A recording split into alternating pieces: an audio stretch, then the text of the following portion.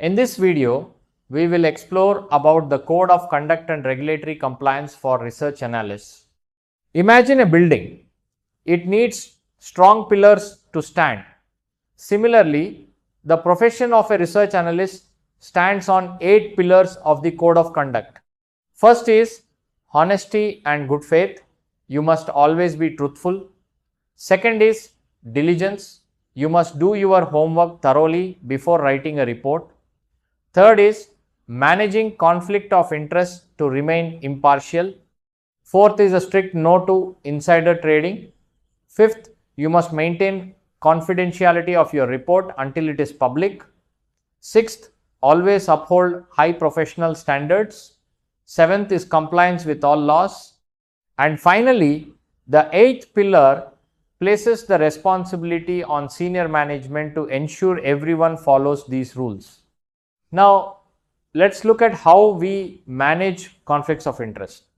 SEBI requires every research entity to have written internal policies. These policies act as a filter. They control how analysts trade for themselves to prevent them from profiting off their own reports. They ensure that the research produced is objective and unbiased. The central goal here is independence.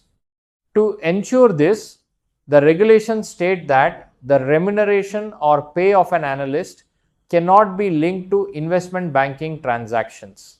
They are entitled to charge fees, but it must be transparent and independent of other business deals. Trading on your own recommendations is a tricky area. So we have specific time restrictions known as the quiet period. Look at the timeline. If you are a research analyst, you cannot trade in the security 30 days before you publish a report on it, and you must wait for 5 days after the report is published. This prevents you from front running your own advice. Also, notice the stop sign. You are prohibited from contrarian trading, which means if you tell clients to buy, you cannot sell that stock personally.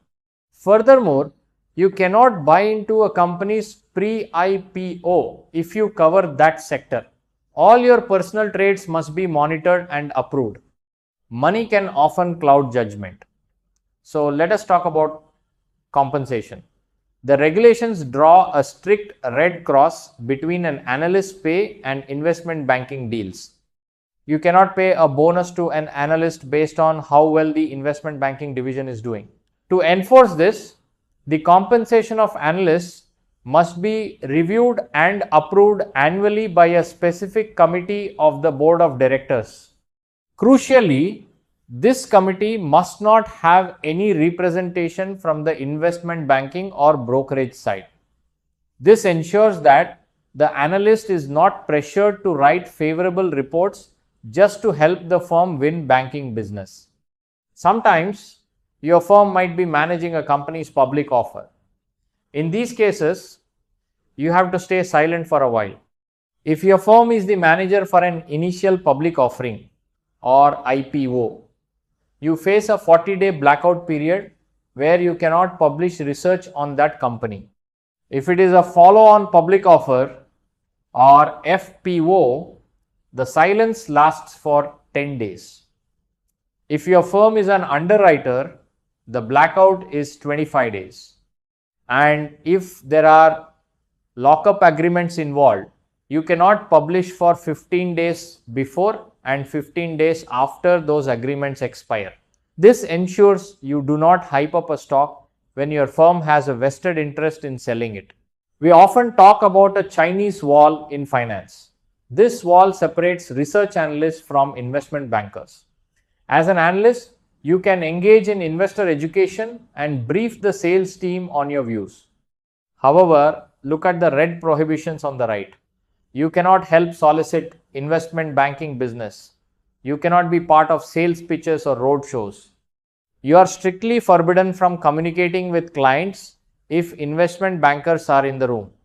And most importantly, you can never promise a favorable review to a company in exchange for business. The wall must remain solid. Transparency is key. When you write a report, you must make specific disclosures. The first box covers ownership and conflicts. You must disclose if you or your firm owns 1% or more of the company's shares, you must state if you have any financial interest or material conflict. The second box covers compensation. You have to look back at the past 12 months. Did you get paid by the company? Did your firm manage their public offering? Did you receive investment banking fees? Even if you received non-investment banking fees, you must disclose it. This helps the investor judge if your report is biased. What goes inside the actual research report? It is not just opinions. It must be built on reliable facts. If you use a rating system like buy or sell, you must clearly define what those words mean and the time horizon they apply to. Look at the highlighted section about the price target graph. If you have been tracking a stock for more than 1 year, you must include a graph showing the daily closing price history for the last 3 years. This visual proof holds you accountable for your past recommendations.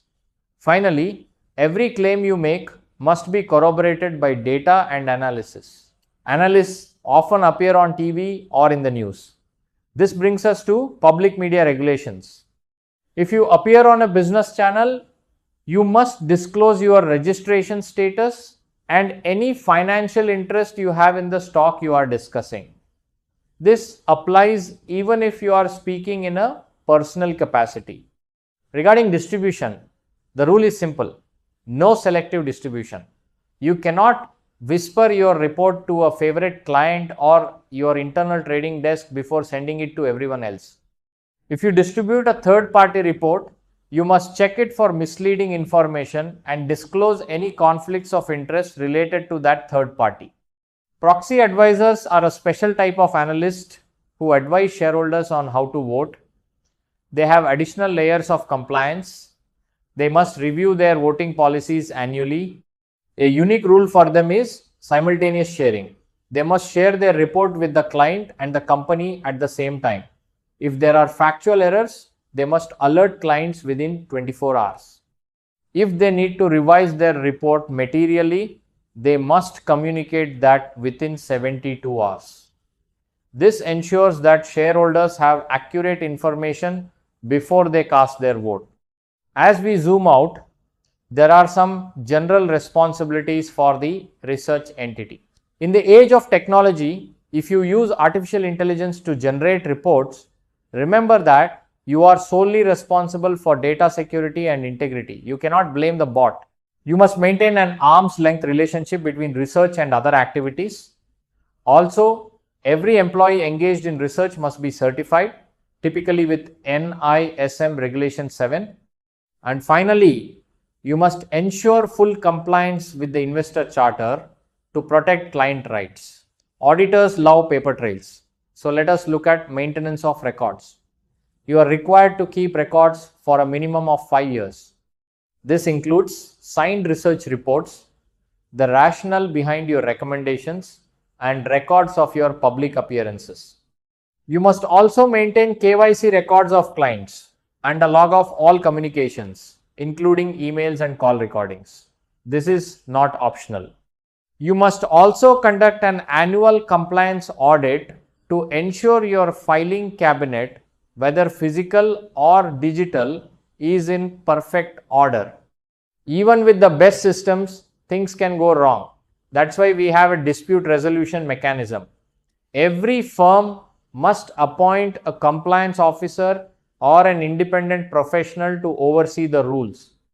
If a dispute arises, it goes to mediation or arbitration. If an investor has a complaint, the regulations are strict regarding the timeline. You must redress the investor grievance promptly within a maximum of 21 days. Speed and fairness are the priorities here. A major source of conflict is when a firm tries to be both an advisor and a seller. To prevent this, we have client-level segregation. Look at the diagram. A firm cannot offer both research services and distribution services to the same client. It is an either-or situation. If you provide research, you cannot take a commission for selling the product. If you sell the product, you cannot charge a fee for the research. This separation must be maintained at the group level to ensure that the advice given is not tainted by the desire to earn a sales commission. Finally, what happens if you break these rules? We look at the liability for action in case of default. The box lists the acts of default, which include contravening regulations, furnishing false information, failing to submit periodic returns, or failing to cooperate with an investigation. If you do any of these, you face action under the SEBI Intermediaries Regulations of 2008.